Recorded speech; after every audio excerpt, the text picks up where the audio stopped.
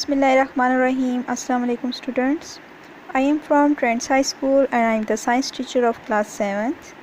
How are you students? I hope you all are doing great. Today my topic is unit number 2, organ systems in human beings. Students, हमने अपने previous lecture में unit number 1 की revision complete की थी. I hope कि आप सब students ने इसको अच्छी तरीके से अगेन अंडरस्टैंड किया होगा और उसको याद भी किया होगा. तो आज हम unit number 2 organ systems in human beings को रिवाइज करेंगे और देखेंगे कि हमने इसमें क्या पढ़ा था.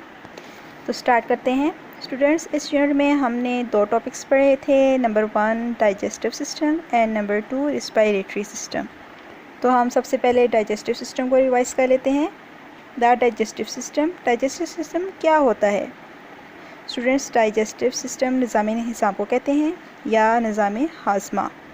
जो भी चीज़ हम खाते हैं वो हमारी बॉडी में इस्तेमाल होने से पहले लिक्विड में चेंज हो जाती है और खाने का लिक्विड में ब्रेक डाउन होना यानी टूट जाना डाइजेशन कहलाता है. और फूड हमारी बॉडी में जिस ट्यूब में डाइजेस्ट होता है उसे गट या एलिमेंट्री कैनाल कहते हैं. इसके अलावा स्टूडेंट्स, हमने द प्रोसेस ऑफ डाइजेशन के बारे में पढ़ा था, यानी हमारा फूड किस प्रोसेस से गुजर कर हज़म होता है. तो डाइजेशन ऑफ फूड हमारे माउथ से स्टार्ट होती है. हमारे टीथ जो हैं वो हमारे फूड को ग्राइंड करने में हेल्प करते हैं और हमारे सलाइवा के साथ मिक्सअप होके फूड को सॉफ्ट बनाते हैं. और हमारी टंग जो है यानी कि ज़ुबान फूड को सलाइवा के साथ मिक्सअप करके हमारे फूड पाइप की तरफ पुश करती है और इसी फूड पाइप से गुजर कर फूड हमारे स्टमक में चला जाता है. स्टूडेंट्स, मैं आपको वो सारा प्रोसेस बता रही हूँ जिसके थ्रू जो है हमारे बॉडी में जो है वो डाइजेशन होती है. इसके बाद फूड को स्टमक में जाने के बाद जो हमारी स्टमक की वॉल्स के मसल्स होते हैं वो इस फूड को ग्राइंड करके गैस्ट्रिक जूस और एसिड के साथ मिक्सअप करते हैं और उसके बाद फिर मज़ीद स्टमक तक पहुंचाते हैं. स्टूडेंट्स, अब स्टमक में ये गैस्ट्रिक जूस और एसिड्स क्या काम कर रहे होते हैं? एंजाइम्स जो गैस्ट्रिक जूस में मौजूद होते हैं वो प्रोटीन को डाइजेस्ट करने में हेल्प करते हैं और एसिड जो हमारे फूड में मौजूद होते हैं वो जर्म्स को किल करने में हेल्पफुल होते हैं. तो ये मेन काम होता है गैस्ट्रिक जूस का और एसिड का हमारे फूड के अंदर मिक्सअप होने का. फिर जो स्टमक से कुछ फूड जो है वो स्मॉल इंटेस्टाइन में चला जाता है और मज़ीद डाइजेस्ट हो जाता है. स्टूडेंट, नेक्स्ट हमने फूड एंड हेल्थ के बारे में पढ़ा था, इसको भी रिवाइज कर लेते हैं. यानी कि हमें अपनी हेल्थ को किस तरह मेंटेन रखना चाहिए, हमें अपनी डाइट को बैलेंस रखना चाहिए, ना टू मच खाएं कि इससे हमारा वेट जो है वो इंक्रीज़ होने लग जाए और हम डिफरेंट डिजीज़ में मुब्तला हो जाएं, और ना ही बहुत हम कम खाएं जिससे हम वीक हो जाएं. यानी कि हमें बैलेंस डाइट रखनी चाहिए. नेक्स्ट हमने डाइटरी फाइबर यानी रफेज के बारे में पढ़ा था. स्टूडेंट्स, फाइबर जो होते हैं वो हमारे अंदर डाइजेस्ट नहीं होते, वह एज इट इज़ इसी तरह जो है फूड पाइप्स के थ्रू हमारे अंदर चले जाते हैं. और फाइबर जो हैं वो फूड के लिए बहुत ज़्यादा ज़रूरी होते हैं. ये इसलिए ज़रूरी होते हैं क्योंकि ये हमारे वेट को बढ़ाने से रोकने में हेल्प करते हैं और हमारे खाने में जो पॉइजनस थिंग्स होती हैं उन्हें ख़त्म करता है. यानी कि जो जहरीली अक्सर जो है मवाद शामिल हो जाते हैं फूड के अंदर उनको भी किल करते हैं. नेक्स्ट, जो लो फाइबर डाइट की वजह से जो है कैंसर, डायबिटीज़ और हार्ट डिजीज़ हो जाती हैं, इसलिए फ़ाइबर हमारे खाने में बहुत ज़्यादा ज़रूरी होते हैं. नेक्स्ट हमने disorders of the digestive system के बारे में पढ़ा था. यानी कि डाइजेस्टिव सिस्टम के डिसऑर्डर्स क्या हैं, जिसमें फ़र्स्ट हमने इंडाइजेशन के बारे में पढ़ा था. यानी कि बदहज़मी. इंडाइजेशन कब होती है? जब हमारे फूड में too much gastric juice produce होता है और कोई भी पर्सन खाना रोज़ाना नहीं खाता या बहुत ज़्यादा खाना खा जाता है.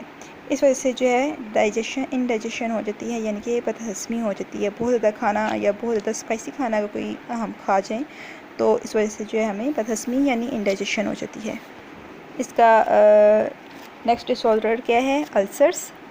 यानी कि अगर कोई एसिड्स या एंजाइम स्टमक की वॉल्स को ही खाना शुरू कर दें और इससे अल्सर स्टमक हो जाता है जो हमारी बहुत ज़्यादा पेनफुल होता है. हमारे पेट में बहुत ज़्यादा दर्द स्टार्ट हो जाता है, हमारे स्टमक में बहुत ज़्यादा दर्द स्टार्ट हो जाता है. जिन लोगों को अल्सर होता है इन्हें स्पाइसी फूड नहीं खाना चाहिए. नेक्स्ट जो है सिस्टम वो है द रिस्पायरेटरी सिस्टम, जो हमने पढ़ा था, इसको भी रिवाइज कर लेते हैं। रिस्पायरेशन सांस लेने को कहते हैं और रिस्पायरेटरी सिस्टम यानी सांस लेने का निज़ाम। हमें कोई भी काम करने के लिए एनर्जी की ज़रूरत होती है, चाहे हम चलें, बातें करें या फूड डाइजेस्ट करें, इवन के हर काम में एनर्जी यूज़ होती है। और ये तमाम एक्टिविटीज़ के लिए एनर्जी यूज़ करने का जो प्रोसेस है वो क्या कहलाता है? रिस्पायरेशन कहलाता है।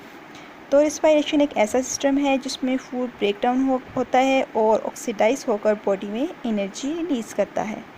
स्टूडेंट्स, हमने इसमें ये भी पढ़ा था कि रिस्पायरेशन के लिए एक बॉडी जो है वो एयर से ऑक्सीजन लेती है और सेम इसी टाइम कार्बन डाइऑक्साइड बाहर देती है, जो रिस्पायरेशन के दौरान में पैदा हो रही होती है, जो बाद में जो है हमारे प्लांट्स जो हैं वो यूज़ कर रहे होते हैं। और इसके बैक पर भी एक फुल प्रोसेस होता है जो हम पढ़ चुके हैं। इसके बाद हमने रिस्पायरेटरी डिसीज़ के बारे में पढ़ा था कि इससे कौन कौन सी बीमारियां वजह बनती हैं, जिसमें हमने कैंसर मेन डिसीज़ थी जो स्मोकिंग की वजह से पैदा होता है। इसके बाद प्रिवेंशन एंड ट्रीटमेंट्स और रिस्पायरेटरी डिसीज़, यानी कि जो हमारे पास ये रिस्पायरेटरी डिसीज़ पैदा होती हैं, बीमारियां होती हैं, उनके हम ट्रीटमेंट्स या प्रिवेंशंस क्या कर सकते हैं, इसके बारे में पढ़ा था कि क्या क्या ट्रीटमेंट्स किए जाएं जिनकी वजह से हम इस रिस्पायरेटरी डिसीज़ से बच सकते हैं। स्टूडेंट्स, यहाँ पे हमारे पास इस चैप्टर की अगेन रिवीजन कंप्लीट होती है। आई होप आपने इसको अच्छी तरीके से अगेन अंडरस्टैंड किया होगा। अब हम इस यूनिट की जो है एक्सरसाइज को रिवाइज कर लेते हैं। हमारे पास एक्सरसाइज में क्वेश्चन नंबर 1 है, name the correct part of the digestive system. नीचे कुछ ब्लैंक्स दी गई हैं, हमने इसमें करेक्ट पार्ट जो हैं वो लिखने हैं डाइजेस्टिव सिस्टम के। ए है हमारे पास, food is broken into small pieces by the teeth, यानी कि जो हमारा फूड हम जो इसको तोड़ते हैं उस वो किसके थ्रू तोड़ते हैं? टीथ के थ्रू। बी है, digestion starts in the mouth. Digestion कहाँ से स्टार्ट होती है? माउथ से स्टार्ट होती है। Gastric juice is produce in the dash, जो गैस्ट्रिक जूस होता है वो कहाँ पे प्रोड्यूस होता है? अभी हमने इसको अगेन रिवाइज किया था, स्टमक में। डी है हमारे पास, pancreatic juice comes from the dash, कहाँ से आता है? पैंक्रियास से ये जूस आता है। ये है, bile is made in the dash. Bile कहाँ पे होता है? किस चीज़ से बनता है? लिवर में बनता है। एफ है, intestinal juice is made in the dash, कहाँ पे बनता है? ग्लैंड्स इन द इंटेस्टाइन्स में ये जूस बनता है। जी है हमारे पास, water is absorbed from undigested food in the large intestine. H है हमारे पास, faeces are passed out of the body through the anus. I है, absorption of digested food takes place through the villi. Question number 2 है हमारे पास, define respiration, draw the respiratory system and label it. हमने respiration को define करना है और इसके बाद हमें रिस्पायरेटरी सिस्टम को ड्रा करना है और उसको लेबल भी करना है। स्टूडेंट्स, ये भी आप पहले कर चुके हैं। रिस्पायरेशन अभी हमने अगेन रिवाइज किया था कि respiration is a process by which food is broken down और oxidise in the body to release energy. कि रिस्पायरेशन एक ऐसा प्रोसेस है जिसमें हम फूड जो है वो ब्रोकन डाउन होता है और उसके बाद ऑक्सीडाइज होता है और फिर एनर्जी को रिलीज़ करता है। इसमें आपने पेज नंबर 15 में जो आपको स्ट्रक्चर ऑफ द लंग्स की ये डायग्राम दी गई है, ये आपने डायग्राम ड्रॉ करनी है और साथ इसकी आपने लेबलिंग भी करनी है। बी पार्ट है, what gas is needed for respiration. Respiration के लिए हमें कौन सी गैस ज़रूरत होती है? ऑक्सीजन। सी है, what gas is produce by respiration. उस टाइम जो है कौन सी गैस प्रोड्यूस हो रही होती है? ये भी हमने रिवाइज किया था, कार्बन डाइऑक्साइड गैस प्रोड्यूस हो रही होती है। डी है, where does gaseous exchange take place in the lungs. हमारे लंग्स के अंदर गैसियस एक्सचेंज कौन सी जगह पे हो रही होती है? ऑल्वियोली में हो रही होती है। ई है, which structure protects the lungs. कौन सा स्ट्रक्चर जो है हमारे लंग्स को प्रोटेक्ट कर रहा होता है? रिब केज, यानी हमारी जो पसलियाँ होती हैं उसके अंदर सेफ होते हैं हमारे लंग्स। एफ है, differentiate between breathing and burning. हमने अब ब्रीथिंग और बर्निंग के बारे में फ़र्क बताना है कि क्या होती हैं ये। Breathing take place in living organisms, it releases energy slowly. Students, जो हम सांस ले रहे होते हैं यानी लिविंग ऑर्गेनिजम्स के अंदर जो है ब्रीथिंग हो रही होती है, सांस ले रहे होते हैं और जिसके थ्रू जो है हमारी एनर्जी वो रिलीज़ हो रही होती है। और the rate of respiration can be control, it produce only heat. और जो रिस्पायरेशन का रेट है उसको हम इजीली कंट्रोल भी कर सकते हैं, और उसके थ्रू जो हीट पैदा हो रही होती है उसको बर्निंग कहा जाता है। क्वेश्चन नंबर 3 है, arrange the following activities in the correct sequence to show what happens when we breathe.